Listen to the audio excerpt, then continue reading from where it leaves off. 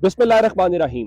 लाखों करोड़ों दुरूदो सलाम मोहम्मद मुस्तफ़ा सल्लल्लाहु अलैहि वसल्लम और आले मोहम्मद पर। मैं हूं उमर दराज गोंदल। ये आपको मेरे पीछे ऐवान नजर आ रहा होगा। यहाँ पे इस वक्त पंजाब असेंबली का इजलास चल रहा है और वहां पे स्पीकर और डिप्टी स्पीकर की वोटिंग का आगाज हो गया है। पाकिस्तान तहरीक इंसाफ ने आज स्पीकर सप्तान खान के सामने जो कुछ रखा, मैं आपके सामने वो भी रखता हूं। और आज ऐसा क्या हुआ कि जब पूरे ऐवान के अंदर शोर मचा और फिर मरियम नवाज को लेकर पाकिस्तान तहरीक इंसाफ की हिकमत अमली क्या थी और पाकिस्तान तहरीक इंसाफ ने आज किस तरह से उनको नाको चने चबवाए ऐवान के अंदर। ये आज बहुत ही दिलचस्प किस्म का मामला है। और आप यूं कहिए कि जो कुछ उनके साथ हुआ उन्होंने तो बदला लिया ही लिया। फिर यहां से बिल्कुल थोड़ी दूर इमारत है लाहौर हाई कोर्ट की, वहां पे भी आज एक बड़ा वाकया हुआ, वो भी आपके सामने रखते हैं। आगाज करते हैं सबसे पहले कि 4 बजे का आज इजलास का टाइम रखा गया था। 4 बजे ये इजलास शुरू नहीं हुआ। तकरीबन पौने 2 घंटे की ताखीर के साथ ये इजलास पंजाब असेंबली के स्पीकर सप्तान खान ने शुरू किया। अच्छा, जब शुरू किया तो स्पीकर के आने से पहले मरियम नवाज जो है चूंकि वो आ चुकी थी। अच्छा, एक मजे की बात यह है कि शरीफ खानदान जाहिर है उनके अपना प्रोटोकॉल है, वो पाकिस्तान का कोई आम खानदान तो है नहीं। आम तौर पे कोई इधर से दाखिल होता है या उधर से आते हैं, लेकिन मरियम नवाज इन दरवाजों से दाखिल नहीं होती। इसकी बिल्कुल असेंबली की बैक साइड के ऊपर पीआईए का गेट है। मरियम नवाज वहां से आज भी दाखिल हुई ताकि मीडिया का भी सामना ना करना पड़े, सवाल जवाब भी ना करने पड़े और जरा वैसे भी शाही जो प्रोटोकॉल उनका है वो बरकरार रहे। अच्छा, इसमें दिलचस्प बात हुआ क्या, मरियम नवाज ऐवान के अंदर दाखिल हुई। अब सुन्नी इत्तेहाद काउंसिल कहना चाहते हैं वो भी कह लें, पाकिस्तान तहरीक इंसाफ कहना चाहते हैं वो भी कह लें। उन्होंने आते ही वहां पे शदीद नारेबाजी शुरू कर दी और उन्होंने वहां पे क्या कहते हैं कि मरियम के पापा चोर हैं के नारे जो है वो भरपूर तरीके से हमें ऐवान के अंदर सुनाई दिए। अच्छा, ये जो चोर चोर के नारे हैं इससे हुआ क्या, इस हवाले से मैं आपको बता देता हूं। मरियम नवाज जो है इस दौरान क्या करती रही। मरियम नवाज इस दौरान आज भी कुछ पढ़ पढ़ के अपने ऊपर फूंकती रही। अब उनके फूंकने के दौरान या वो जो भी पढ़ रही थी वो जितनी शिद्दत आती थी, पाकिस्तान तहरीक इंसाफ के जो अरकान हैं उन्होंने भी उतने ही शदीद जो नारे हैं वो बुलंद किए। अच्छा, इसमें खास बात क्या बताना चाहता हूं, खास बात ये बताना चाहता हूं कि उस दौरान इमरान खान के हक में शदीद नारेबाजी हुई और कौन बचाएगा पाकिस्तान, इमरान खान के नारे लगे और दूसरी तरफ नवाज शरीफ चोर और सारा टब्बर चोर के नारे लगते रहे। अब हुआ क्या, हुआ इस दौरान ये कि जो मुस्लिम लीग नून के लोग हैं वो वहां पे खड़े होके मरियम नवाज के आसपास उन्होंने हिसार बना लिया और वो हिसार बना के मरियम नवाज को इन नारों से या तहरीक इंसाफ के लोगों से बचाने की कोशिश करते रहे। अच्छा, एक एक चीज के ऊपर मरियम औरंगजेब उनको असिस्ट करती हैं। लगता यह है कि जैसे आप किसी छोटे बच्चे को आमतौर पर सिखाना शुरू करते हैं ना कि बच्चे खाना ऐसे खाना है, ये लिखना आपने इस तरह से है, छोटे बच्चे कहते हैं नहीं इधर नहीं जाना, ये करना है। बिल्कुल असेंबली के अंदर हमें वो मंजर देखने को मिलता है, इधर से कोई नारा बुलंद होता है या कोई बात करता है तो मरियम नवाज शरीफ साथ बैठी, ऐसे उनकी दाएं जानिब मरियम औरंगजेब बैठी हुई थी, नीला लिबास उन्होंने आज पहना हुआ था, तो उनके कान में कुछ कहती हैं तो लगता यह है कि वो सारा गुस्सा मरियम औरंगजेब के ऊपर उतारती हैं। हालांकि मरियम औरंगजेब को हमारी तरह के मुताबिक पंजाब में सीनियर वजीर बनाया जा रहा है और वो सीनियर वजीर क्यों बनाया जा रहा है, उनको काबीना के अंदर भी नहीं भेजा गया इसलिए कि वो मरियम नवाज शरीफ को असिस्ट करें और मरियम नवाज शरीफ की जो वजारत आला है उसका ज्यादा से ज्यादा जरा इंपैक्ट जो है वो आना चाहिए। अच्छा, ये बातें तो हुई अपनी जगह के ऊपर। फिर पाकिस्तान तहरीक इंसाफ ने स्पीकर से ये कहा और मरियम नवाज के लिए बड़ा एम्बैरेसिंग मोमेंट था और उनका चेहरा लाल होता हुआ दिखाई दिया। लग ये रहा था कि उनका बस नहीं चल रहा, उनको आज जो उनको फेस करना पड़ा उसकी वजह क्या है। आमतौर पर तो टीवी पे इंटरव्यूज देती हैं या फिर वो मीडिया सेल चलाती रही हैं या बाकी उनकी जो भी कारकर्दगी है। अब उनको यह पता नहीं था जब आप असेंबली के अंदर आएंगे तो असेंबली में नारेबाजी होती है, वहां पे एक ऑपोजिशन होती है जो आपको भरपूर तरीके से सामना करना पड़ता है। और फिर जब इस किस्म की तगड़ी ऑपोजिशन हो, मैं आपको कल की एक बार में बात बताई थी, कल हुआ क्या कि तहरीक इंसाफ के लोग जब बोल रहे थे तो हुआ यह कि एक वहां से आवाज आई मुस्लिम लीग नून की साइड से कि हौसला करें, तो तहरीक इंसाफ के एक बंदे ने बड़ी ऊंची आवाज में कहा, उसने कहा हौसला करके ही यहां पे पहुंचे हैं। आज स्पीकर सप्तान खान भी उनको बता रहे थे कि हमें अंदाजा है कि आप कितनी मुश्किलात के साथ यहां पे पहुंचे हैं। उसके बाद हाफिज फरज जिन्होंने आज हल्फ उठाया, आज असेंबली के अंदर 6 नए अरकान जो है उन्होंने हल्फ उठाया और वो उन्होंने क्या किया, उन्होंने कहा कि मलिक अहमद खान ने सियासी कचरा जिसको डिग्गी में भर के किसी डंपिंग साइट पे डालना था उसको रिसाइकलिंग मशीन में डलवा दिया। अब ये कहना था हाफिज फरद का जिन्होंने आज ही हल्फ लिया है, वो रुपोश थे, उनको हाई कोर्ट से जमानत मिली और आज ही वो ऐवान के अंदर दाखिल हुए थे।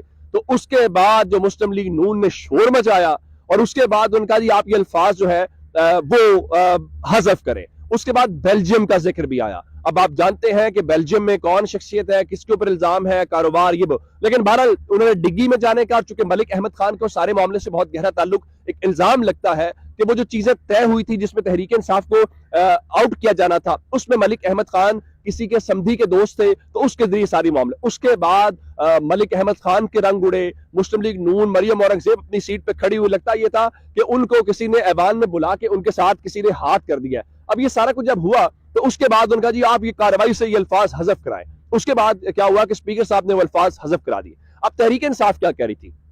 तहरीक इंसाफ ये कह रही थी कि हमारे अरकान जिन्होंने हल्फ उठाना है उनको उससे पहले अगर आप इलेक्शन करा देंगे तो ये उनके राइट्स मारने वाली बात है। मिसाल के तौर के ऊपर वो ये कहते हैं कि मैं इलेक्शन लड़ना चाहता हूं, तहरीक इंसाफ की एक मखसूस सीट के ऊपर आने वाली खातून भी तो स्पीकर हो सकती है, तो आप उसको उसके राइट से कैसे डिप्राइव कर सकते हैं? और उनका हाउस नामुकम्मल है, आप इलेक्शन नहीं करवा सकते। लेकिन मलिक अहमद खान मिसाल दे रहे थे तहरीक इंसाफ की इस्तीफों की, और उन्होंने कहा जी वो आपको याद है कि तहरीक इंसाफ ने इस्तीफे दे दिए थे तो हाउस उस वक्त भी नामुकम्मल था, तो क्या उस वक्त चीजें रुक गई थी? फिर शेख इम्तियाज जो लाहौर से तहरीक इंसाफ के सदर हैं वो उठे, उन्होंने कहा, अब वो ये पॉइंट समझाना चाह रहे थे तो मुस्लिम लीग नून की जानिब से भरपूर शोर किया गया, उनकी एक तरह से मजाक उड़ाने की कोशिश की गई। तो उन्होंने कहा आप इस्तीफों को जब आप असेंबली का हल्फ ले चुके हो और आप पहले हल्फ के साथ कंपैरिजन नहीं कर सकते, यहां हल्फ लिया जाना है। लेकिन लगता यह है कि जो स्पीकर सिप्तान खान है, जाहिर है उनको तहरीक इंसाफ ने इस बार टिकट भी नहीं दिया, तो उनकी अपनी मजबूरियां भी थी। तो उन्होंने कहा मैं ये नहीं चाहता कि आप ये तासुर जाए कि सिप्तान खान जो है वो स्पीकर की जो निशिस्त है उसके साथ चिपके हुए हैं, तो मैं ये हाउस की कार्रवाई को आगे बढ़ाना चाहता हूं। और 2 पोलिंग बूथ राइट और लेफ्ट के ऊपर बनाए गए हैं कि आप आए, अपना वोट जो है वहां से कास्ट करवाएं और उसके बाद वोट अपनी बैलेट लेने के बाद जाएं, पर्दे में अपना वोट डालें और चले जाएं। ये अब प्रोसेस शुरू हो गया है और इस तरह से आप यूं समझिए कि अब से थोड़ी ही देर के बाद यहाँ पे यकीनी तौर पे उनके पास नंबर पूरा है। वो 225 का दावा कर रहे थे, 225 ऐवान में अरकान नहीं थे, जब हमने गिने तो 217 थे, चले आप 218 कह रहे जो कल इन तक नंबर थे। तो मलिक अहमद खान को बड़ी आसानी के साथ जो है वो मुंतखब करवा लेंगे वजीर आला स्पीकर के तौर के ऊपर। लेकिन ये तो ऐवान का फैसला हो गया। अब इस पूरे अमल के दौरान असल बात यह थी कि क्या आप इलेक्शन फेयर तरीके से कराएंगे? देखिए, इलेक्ट्रॉनिक वोटिंग मशीन में आज हमने लाहौर में एक मुजाहरा देखा है। पाकिस्तान के अंदर ये जो पिछले चंद दिनों के अंदर हमने देखा, जो तमाशा लगा कि रिजल्ट्स अभी तक मुकम्मल नहीं हुए, रिजर्व सीटों का फैसला अभी तक नहीं हुआ, उसका ताल्लुक फिर मैंने आपको बताया था कि वो जो सेनेट वाला इलेक्शन है उसके साथ भी जुड़ा जा रहा है कि उसको जितना डिले किया जाए। आज एक तो ऐवान की कार्रवाई मैंने आपको बताई है, दूसरा आज काले कोट वालों ने भी सरप्राइज दिया है और वो इमरान खान का खिलाड़ी जीता है। आप जानते हैं कि 2 ग्रुप्स है, एक इंडिपेंडेंट ग्रुप है जो आसमा जहांगीर का ग्रुप है, जिसमें ये जो क्या कहते हैं कि आजम नजीर तारड़ है, एहसन भून है। दूसरा प्रोफेशनल ग्रुप है जो हामिद खान का ग्रुप है। अब हमने सुप्रीम कोर्ट बार एसोसिएशन के इलेक्शंस के अंदर देखा, उसके अंदर उनको शिकस्त का सामना करना पड़ा और शहजाद शौकत उसमें जीत गए थे और मियां अब्दुल कुद्दूस हार गए थे। वो जैसे जीते या हारे वो एक अलग कहानी या किसकी मुदाखलत थी। लेकिन आज Lahore high court bar association का इलेक्शन था और ये बड़े मानी होते हैं। आप ये समझिए कि जजेस की अपॉइंटमेंट के अंदर सदर बार बैठते हैं, बाकी चीज सारी उसकी नुमाइंदगी होती है। अब यहाँ पे असद मंजूर भट्ट साहब मौजूद थे, ये प्रोफेशनल ग्रुप यानी हामिद खान के ग्रुप की तरफ से उम्मीदवार थे और उसमें खास बात यह है कि उनको तहरीक इंसाफ की हिमायत हासिल थी। दूसरी जानिब जो गोंदल साहब थे, गोंदल साहब जो है वो इंडिपेंडेंट ग्रुप से, जिसको आप ये कहिए कि आसमा जहांगीर और आजम नजीर तारड़ के ग्रुप से थे। अब हुआ क्या?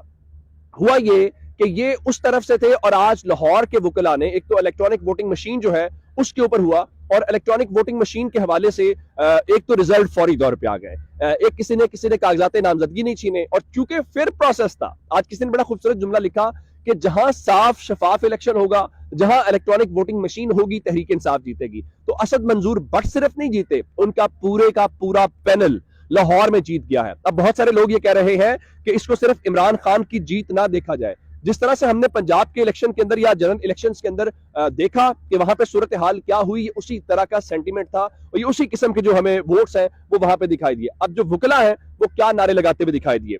वकला ये नारे लगाते हुए दिखाई दिए कि IIPTI, इमरान खान जिंदाबाद के नारे दिखाई दिए और वहां पे भी तेरा यार मेरा यार कैदी नंबर 804 के नारे। अब मैं मिसाल के तौर के ऊपर आपको बताना चाहता हूं कि हसनात मलिक ने क्या इसको रिपोर्ट किया। उनका big setback to independent group which is consistently supporting CJP Qazi Faiz Issa and PMLN and national politics, जिसका मतलब ये है कि उन्होंने कहा कि ये सेटबैक है काजी फाइज ईसा को सपोर्ट करने वालों को और खासकर जो मुस्लिम लीग नून की सियासत को सपोर्ट कर रहे थे।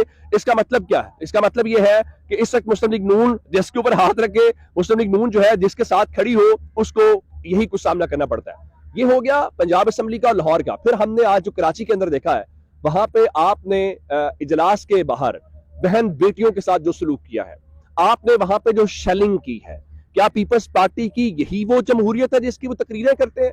पीपल्स पार्टी की एक जमहूरियत तो वो है जिसके वो टीवी शोज के अंदर, तकरीरों के अंदर करते हैं। दूसरी जमहूरियत आज वो थी जो हमने देखी। तो क्या ये बहन बेटियां नहीं है? कल किसी ने कहा जी वो मरियम नवाज पंजाब की वजीर आला बन रही हैं, तो इसके ऊपर मैंने उसके ऊपर कहा कि मरियम नवाज हूं, हमजा शहबाज हूं, कोई फर्क नहीं पड़ता। ये अशराफिया के बच्चे हैं, वो मर्द हो कोई खातून हो, उनकी इस मुल्क पर मौजें लगी हुई हैं। पाकिस्तान की आम बेटी या बेटे का क्या ताल्लुक है इस पूरे सिस्टम के साथ? क्या वो इस पावर कॉरिडोर में आ सकता है? बिल्कुल भी नहीं आ सकता। और अब वो एहतजाज करते हुए दिखाई दे रहे हैं और इसको जो अपोजिशन की जमातें हैं उसको ब्लैक डे के ऊपर जो है वो करार दे रहे हैं। अच्छा, एक खबर आपको और देना चाहता हूं और वो खबर है खैबर पख्तूनख्वा से, क्योंकि सवाल उठ रहा था कि खैबर पख्तूनख्वा के अंदर क्या आप इस कार्रवाई को जो गवर्नर की है उसको बुला पाएंगे, और जो क्या वो इजलास होगा। तो मैं आपको बताना चाहता हूं कि 28 फरवरी को तलब करने का फैसला कर लिया गया है और जो वजीर आला ने समरी भेजी थी, गवर्नर ने उसके ऊपर दस्तखत कर दिए। अब तक की अपडेट्स थी। अपना बहुत सारा ख्याल रखिएगा। खुदा हाफिज।